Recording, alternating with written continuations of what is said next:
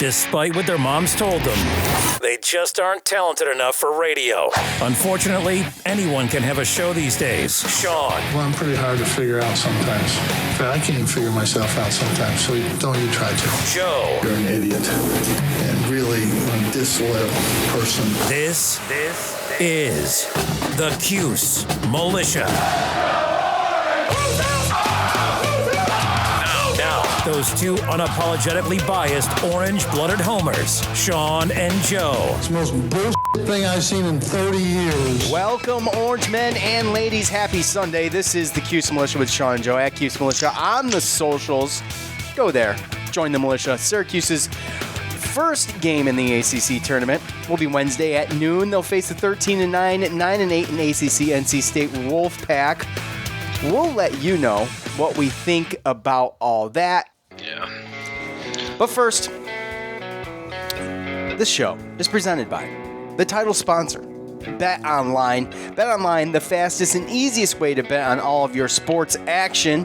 Football is over, but the Professional Basketball League, the NCAA, is up ahead, and we've got the conference championships to bet on. You got NHL, you've got, NASCAR, you got MLB coming up, even award shows, TV shows, and reality TV, real-time updated odds and props on almost anything you can imagine. BetOnline has you covered for all news, scores, and odds.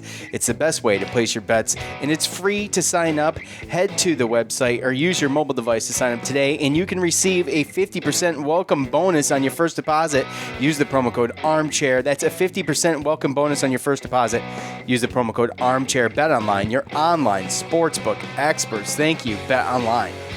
Okay, so some quick things to hit up in the news category and some updates.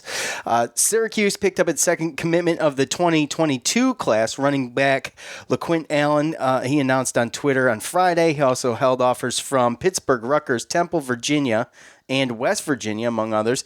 He joins defensive back Cornell Perry in Syracuse's 2022 class. Allen is the first offensive commit for the Orange so far, according to Mike McAllister. Obviously, none of those are official until National Signing Day, and we're a year out. So, for what it's worth, still news. Men's lacrosse improved to 2-1 in a win over Vermont yesterday, 17-13. Senior goalie Drake Porter, he made a career-high 20 saves, and freshman Owen Hiltz with 4 goals and an assist.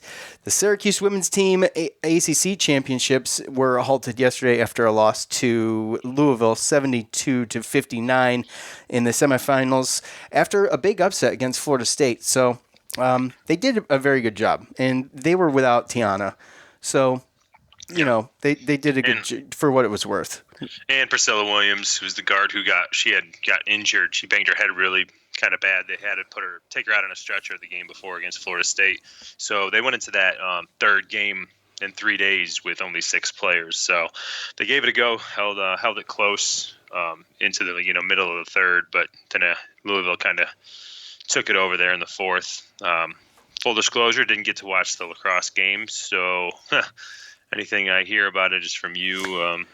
Well, I watched it. Charles trying to watch both those games at the same time. By the way, they're projected an 8 seed currently in the NCAA tournament, which officially the bracket will come out officially March 15th at 7. Is that women's? Yeah, that's the women's. The lacrosse game was good. It had me a little nervous for a little bit. Vermont not that bad, kind of a scrappy team. So got a little chippy too, which was fun. And you can't say enough about Owen Hiltz is the future of this team. So just excellent. And as far as LaQuint Allen Jr., that verbal commit, again, I know you like to, it's a year away and it's tough to get excited about it, but ranked the 3-star recruit, number 68 running back, and he actually is pretty impressed. He was pretty impressive on defense last season as well. He had 84 tackles, 6 sacks, 3 interceptions while playing linebacker. So don't know if that would be his college position on defense, but I do know that he was getting Division I. I know you mentioned Pittsburgh, Rutgers, Temple, Virginia. I know West Virginia was in there, and he was getting scholarships for like defense too, safety wise. So this is a guy who's coming in as a running back, probably wants to play running back, but at least he's got that kind of he's got a defense mentality. He can. Yeah, I mean, he's 6 foot, 180 pounds, and he played linebacker. So I mean, that's a situation where you're playing 5 secondary, and one of those times, you got one of the safeties up there. A lot of times in the linebacker position, outside linebacker position. It's good to have a guy that, if he's not successful at running back, well, he doesn't have another position. He'll just be playing special teams for 4 years, right? Like, this is a guy that might be able to flip over to the defensive end if need be, and actually help over there too. So hopefully we get him. I think it's a good pickup. Yeah, I mean, it was I judge some of these things, especially when they're far out, about the comments on social media and how how people react to it. So a high 3-star, borderline 4-star running back, and like you said, was playing defensive back. I think he played a lot of that in high school, and also on some 7-on-7 stuff. He was doing some. He was defense. Playing linebacker at 6 foot 180. Yeah. So, and he had a lot of tackles. So that's what I mean. He might be that perfect type of safety, because obviously it looks like he's a good tackler. Probably definitely can help as far as stopping the run coming up from the safety spot, now that we play 5 secondary. So, again, you never know. I know that this happened with Stritzinger back in the day, too, when Michigan wanted him to come and play corner, and he chose us over Michigan because we allowed him to play running back. And then he came and he found out that he wasn't going to break the depth chart. Then he went over to defense and actually played better on defense than he did on offense. So who knows? That might be a situation with this guy. But as far as right now, he's coming in as a running back. And obviously, I guess Tiana working an upper body injury, and I guess as far as I've read, is it upper or lower? That's what I heard. That's why I read it was upper. So I heard leg. What though. I understood, she definitely. I heard leg at one point too. Yeah. So suffered against NC State. From what I understand, she wasn't going to play in the tournament, but coach said that he was almost, he sounded very positive that she was going to be okay for the NCAA tournament. Okay. Yeah. All right. Speaking of NC State, the all-time series between. This is why we're here. We're going to give you everything we can as far as this NC State game goes. So I got some little bit of fan feedback. We'll it's not a whole lot of discussion there, but it's definitely some stuff. Get your thoughts on all of that. The all-time series between Syracuse and NC State sits at 9-6 in favor of the Orange. So far this year, Syracuse has swept the Wolfpack so far. Griffin having a field day in both of those games, combining for 41 points total. Jericho Helms, who killed us in the first game with 24, he was held in check in the second time around with 11 points. He's the leading scorer for the Wolfpack with 13 points a game. Manny Bates is leading the team in rebounds per game. 6'10 senior DJ Funderburk is the only other Wolfpack player averaging double digits in points per game with 12. Since losing to Syracuse on February 9th, NC State has won 5 of their last 6. The last 5 of those all W's. One of those wins includes your regular season ACC champions, Virginia. And Wolfpack took them down. The Wolfpack's game against Virginia Tech that was supposed to be for yesterday was canceled due to contact tracing on Virginia Tech's part.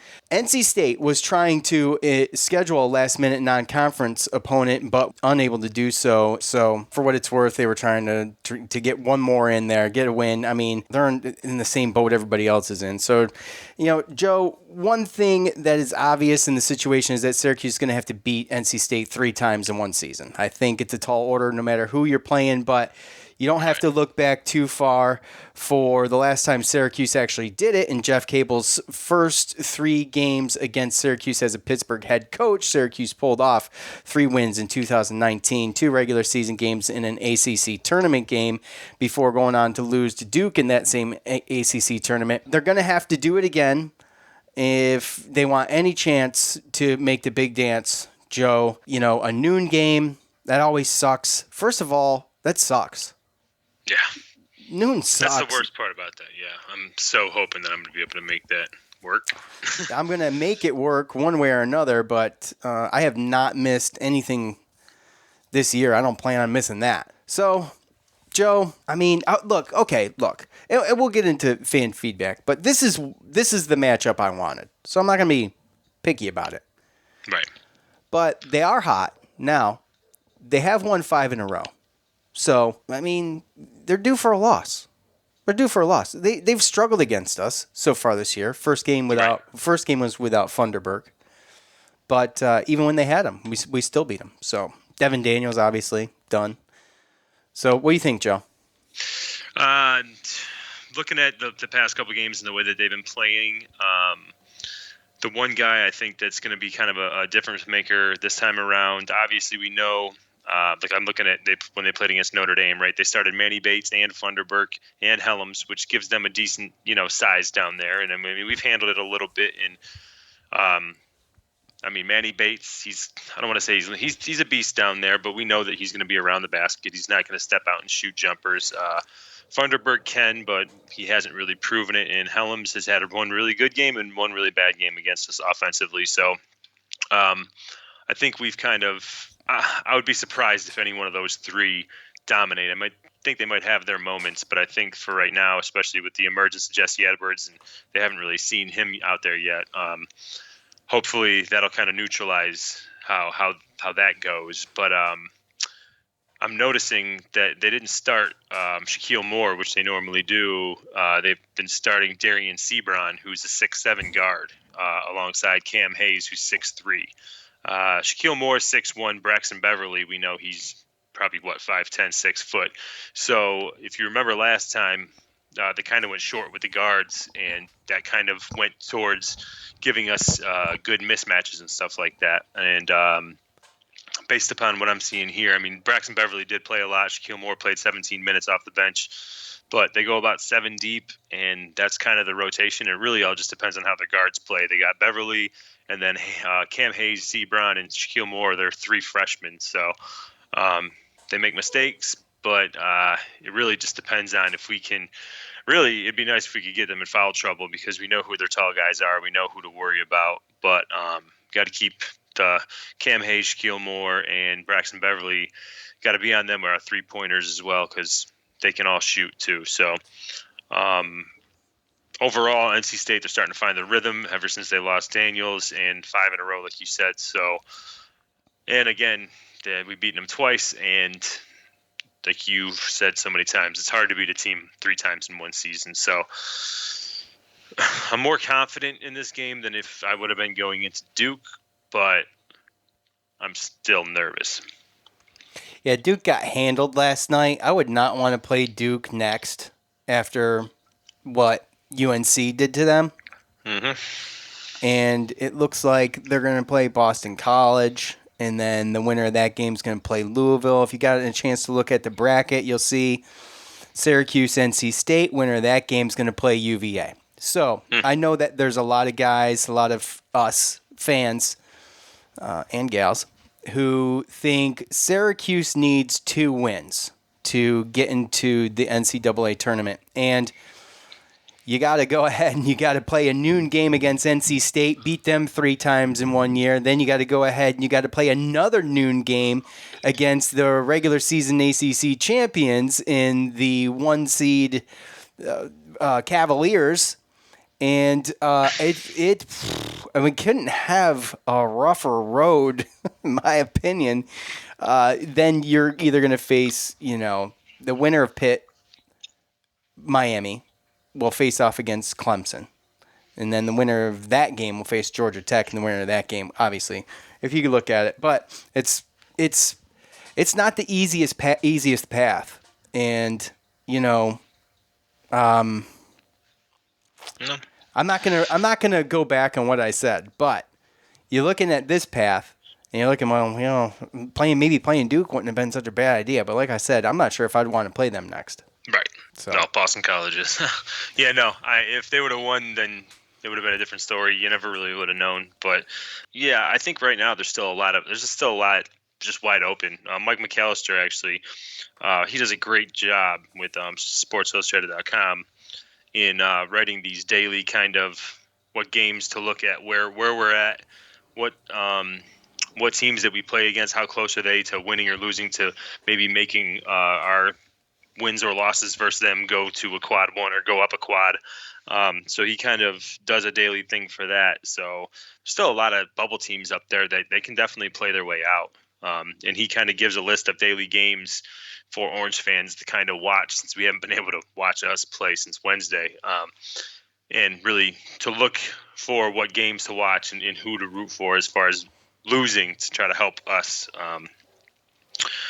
in the bubble talk. So I feel like because other teams are kind of losing and there's kind of a positive with Syracuse, the way that we've ended the last two games, to where I think that our bubble is going up a little bit. We moved up 2 spots in the net to 49. And even today, like right now, I'm watching. I'm praying that this Drake loses to Loyola Chicago. It's their championship game, and they're saying that Drake, not a really, really impressive resume, not a huge strength of schedule, and if they don't win their conference, then they still don't know if they're going to get in. But Loyola Chicago is ranked 20th, and they're getting in no matter what. So if Drake wins, that's stealing a spot. Currently, right now, 14 minutes left in the second, and Loyola Chicago's up 13. So, and we can't afford, obviously, the stolen spots, and that's been kind of, we've touched on that earlier in the year, and that was kind of one of the big concerns with the trajectory that Syracuse was on. So they control their own fate right now. But do you still think, because I know you did think at one time, do you think a win against NC State is enough if they lose to Virginia? Is it enough? So it's just, again, a lot of it depends on how many bids are stolen and what other teams do. I think that as much as we either beat Virginia and we take it out of... Well, put it like this. Oh, if we beat Virginia, I think we're in. No, yeah, I think so too. Okay, so put it like this. All that stuff aside, like, we have to get in. We can't rely on people losing and things like that. NC State, probably not enough to do it, in my opinion. Without having to rely on other people and putting it in other people's and other teams' hands, then 100%. If you want to be sitting on pins and needles having no idea on Selection Sunday, then that's kind of the situation. Which has been But I don't think if we beat NC State, I don't think losing to Virginia, though, necessarily knocks us out either. Yeah, and we are just going to have to see. I guess we could sit here and speculate all day, but we are going to finish this up, and we're going to get into fan feedback right after this. All right, BetOnline. I already mentioned once. I'm going to mention them again. BetOnline, the fastest and easiest way to bet on all your sports action. College basketball, the NHL, they're in full swing. Got NASCAR's in full swing. MLB coming up. BetOnline even covers awards, TV shows, and reality TV. Real-time updated odds and props on almost anything you can imagine. BetOnline has you covered for all the news, scores, and odds. It's the best way to place your bets, and it's free to sign up. Head over there today and get a 50% welcome bonus off your first deposit using the promo code ARMCHAIR. That's a 50% welcome bonus off your first deposit. Use the promo code ARMCHAIR. eBay.com/sneakers. Go there today. Whether rare, dead stock, or the latest release, find the exact shoe you're looking for on eBay. As the original sneaker marketplace, eBay is the best place to go to cop the pair you've been eyeing. And with eBay's authenticity guarantee, a team of independent professional authenticators perform a rigorous inspection of the sneakers you purchase before they're sent to you, so you can shop confidently knowing your pair is the real deal. And for the sneaker sellers out there, eBay has eliminated selling fees on sneakers $100 plus, making it free to sell or flip your collection, with other sites taking as much as 25%.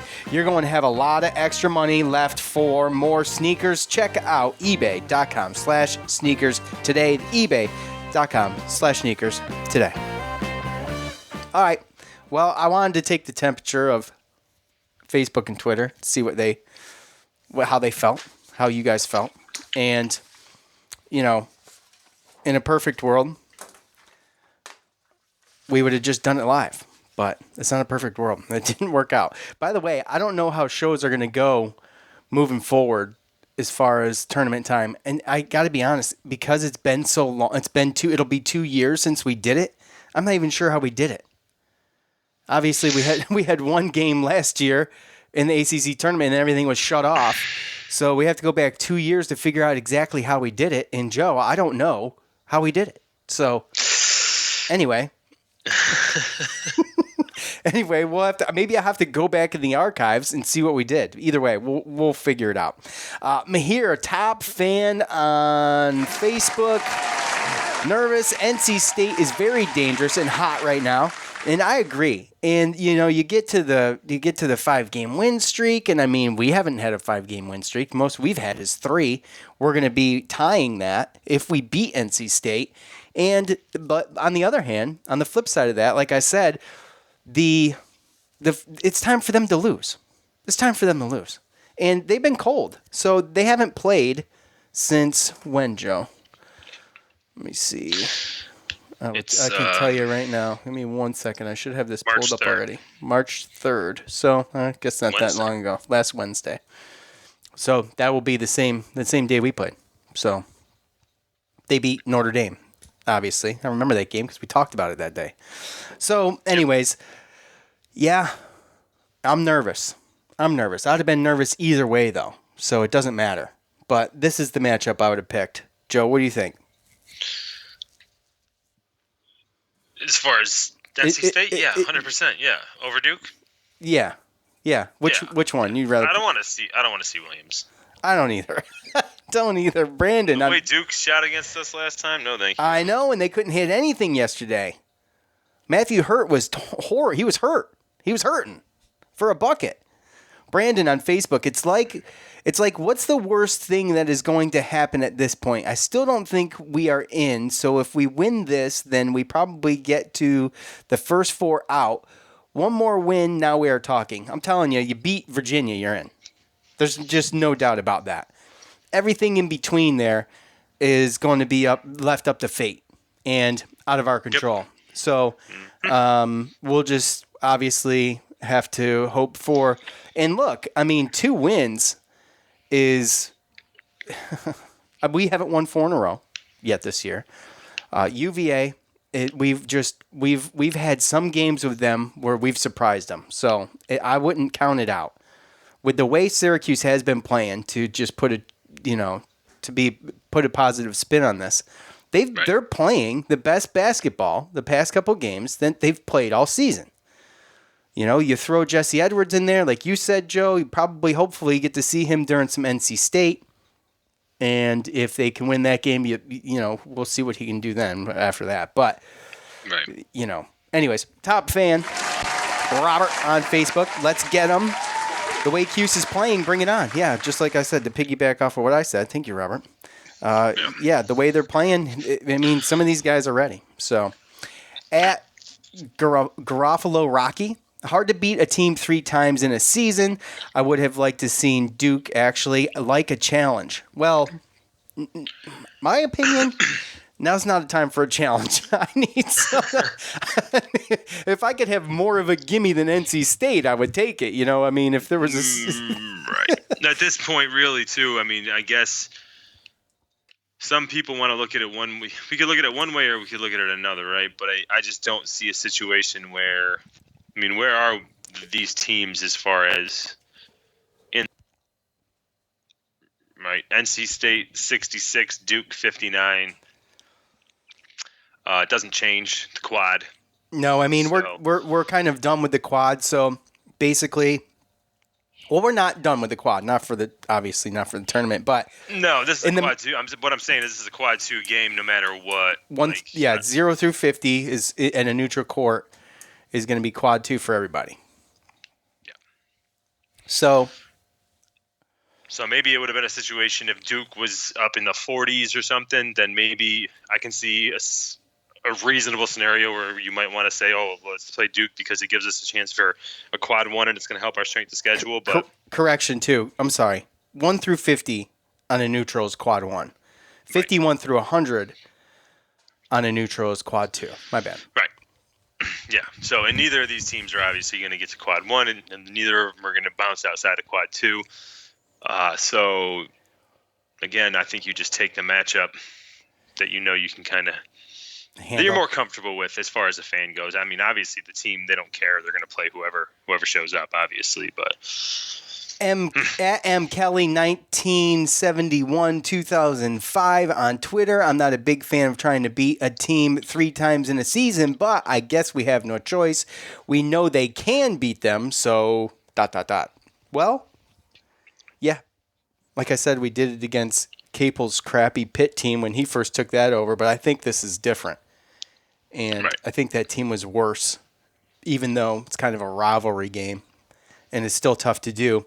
I think if you had to play, one or the other, I'd go back and play that Pitt team from 2019. So. Well, it's just what's crazy too is that that one Pitt game is like we win that Pitt game at home. Oh, the one at home, yeah. Then you know that we would have been the 5th seed, right, in the ACC. I did not know that. Yeah. And we would be, well, if you just move the 5th seed, we'd be playing the winner of Pitt in Miami. Yeah. Something like that. If you're, it wouldn't land completely like that, but it would be something like that. And then who would be the next game? The next game, if we won, would be Georgia Tech. So. I'd rather play Georgia Tech than Virginia. Oh, well, yes, absolutely. Absolutely. So, you look at both sides of this bracket, too, and you think to yourself, really, there's no real good place to be. It's just that we got kind of one of the worst places, being an 8 seed. It just puts you in a bad spot. Right. So, it is what it is. At Nick_Floric, it's very difficult to beat the same team 3 times in one season, but you see the common theme here. We match up pretty well, and we are playing good ball. We better not be thinking about Virginia. And, that's a thing, but I think Syracuse is smarter than that right now to not go ahead and look ahead at Virginia. That's the last thing they need to do. They have to win this game, and I think where are all our must winners out there? Yeah, This is the must win. This has been the only must win pretty much all year. Well, this is the absolute maybe must win now. the last 2 games, but this is I think when you lose to Georgia Tech, everything from there is a must win. Yeah, I mean, it gets to a point in the season where everything's you're either in or everything's a must-win until you lose. Right? Exactly. It's a must-win until the next one. That's what it comes down to. So yeah, so there's a must-win. It's a must-win until we lose, and then after that, it's just going to be us conversating with each other and trying to basically make a case for why we should be in. Exactly. And my case for us to be in would be, why are some of these other teams? Why would some of these other teams be in? And not us.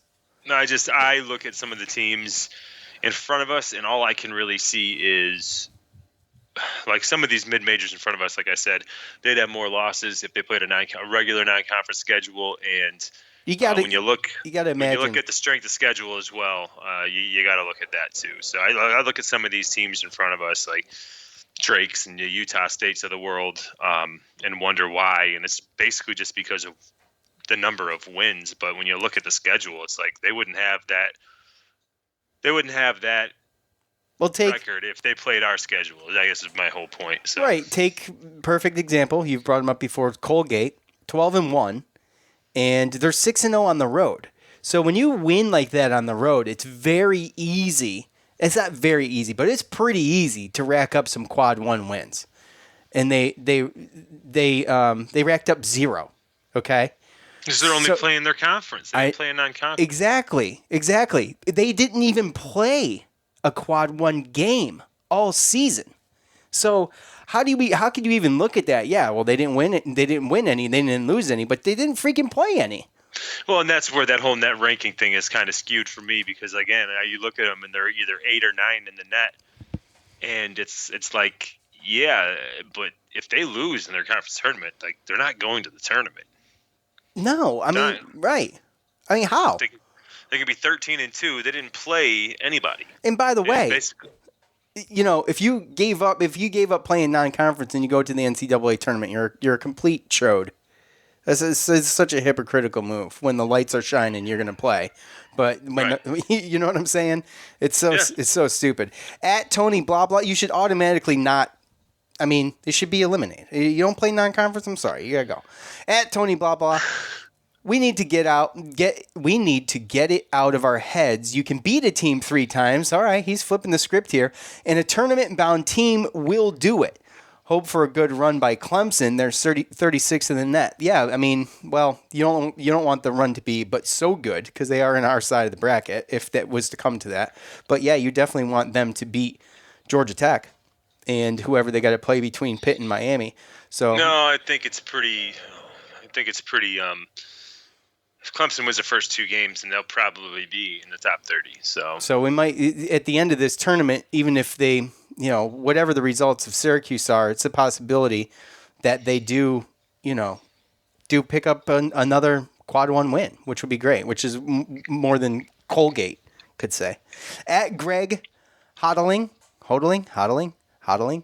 Odds are not in our favor, but neither would they be playing Virginia. So, hey, boys, nothing to really lose. Absolutely, man. This is it. We talked about it in the last episode. It's go time. Just you have nothing to lose. Throw everything at the wall. See if it sticks. Syracuse is playing really good basketball. And let's just do it. Let's just do it. Well, they've been able to go back and look at the last 5 wins to see how NC State's been playing. And again, like I said, they only go about 7 deep, and if you can get some guys in foul trouble, we can definitely get some crazy good offensive mismatches. So we're gonna have a whole week to get healthy, get rested, and game plan against NC State, and play one game at a time. But once you get after if we can win that NC State game, then after that's when you're just like, hey, look, this is your last opportunity. Like, this is it. Like, you got to go out there, and if you win this, you will hear your name on Sunday, But if we lose this, then that's when you're, all balls to the walls. At Cuse Orange Man 44, feeling pretty good about it.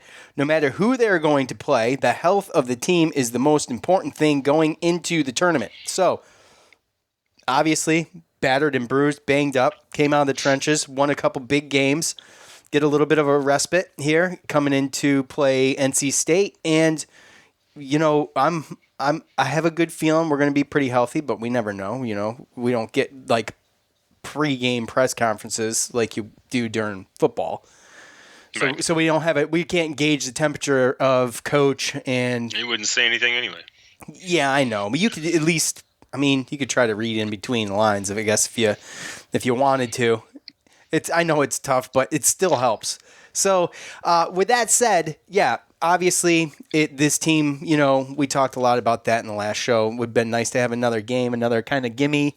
But the health of the team, most important thing right now, heading into the postseason, and I hope we get to see Syracuse play more than twice. And, I have at least 2 games left, but, we'll see what they can do. So, right.